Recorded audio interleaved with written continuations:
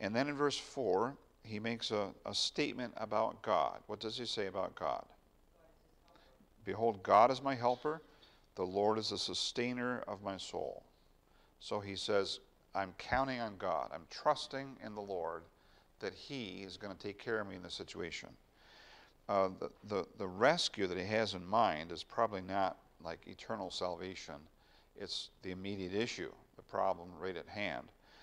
And he says, I'm confident that God is going to deal with this situation. Verse 5, he's going to recompense. He's going to deal out justice to those who are trying to kill him.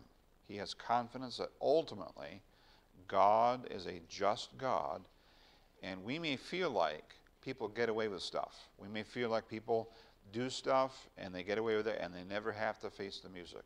That's not true. One day they will face God, and God has a complete and an accurate record of everything,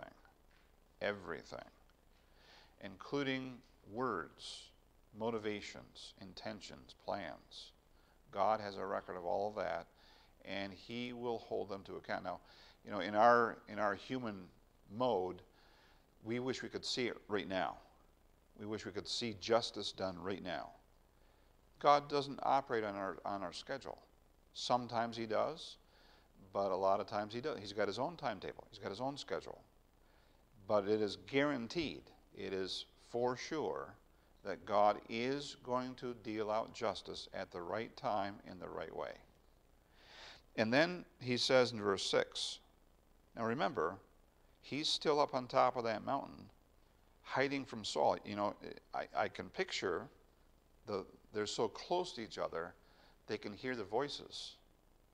And you know, the guys, David and his guys, they've got swords on. Some of them have some armor. Probably some of them have like leather armor or linen armor, but some of them probably have some scale mail. And they've got swords. Maybe they have spears. Maybe they have bows and arrows. But they're being very careful to not like bump the scabbard of their sword against a rock, because that would make a clanging noise, and Saul is just like 10 yards away, you know. But they can hear Saul and his men, and they can hear them clinking and clanking, and they realize they're getting closer and closer, and wow, you know, this is as close as we've ever come to getting skewered. And then David says, I will give thanks to your name, O Lord, for it is good. Now, how can he do that? He's in the middle of a horrible situation. He's been betrayed by people among whom he's hiding. How can he say, I'm going to give you thanks? He's focusing not just on the here and now, even though the here and now is very urgent and very real. He's focusing on those things that are eternal, that are very, very important, and that are part of God's plan. And he's focusing on the fact that God is a good God. God is a good God even if I have a close call. God is a good God even if I'm feeling miserable. God is good even if I don't understand what he's doing. He's still good. And David has learned the secret of acknowledging and thinking about the goodness of God even in very, very difficult, horrible circumstances. And he says, I'm going to give thanks to your name. I'm going to acknowledge that you are good.